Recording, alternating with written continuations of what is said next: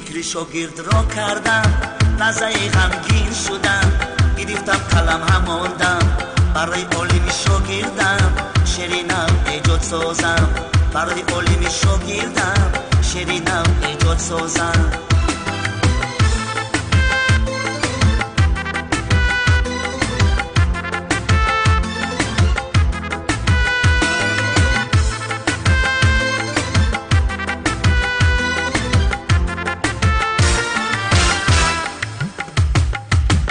ندیدم روزی خوش در کنج زندان، بود در چشم من مثل شبستان.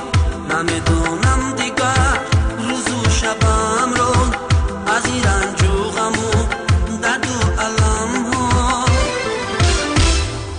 اکنون شدی تو آزاد، پدر و مادرت شد، برادرم عالم جان، خدا نگهبانت باد، خدا نگهبانت باد، برادرم عالم جان، خدا نگهبانت باد.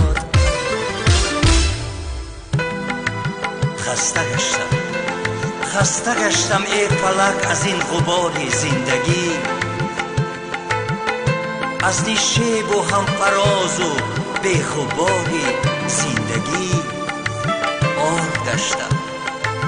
آرد گشتم زیر سنگی آسیای این جهان، شد سفیدم موی سر از این غبار زندگی.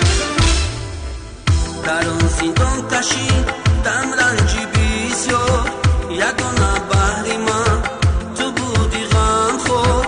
بیا دستم بگیر از غم رها کن، اگر مرا برن تو برتگی دار. ایلوچی دردی خون از کی بجویم، نمیدونم ببه شکی بگویم. که این دنیا بود دنیای فانی، همه کار می شود اندر جوانی. که این دنیا بود دنیای فانی، همه کار می شود اندر جوانی، همه کار می شود اندر جوانی، همه کار می شود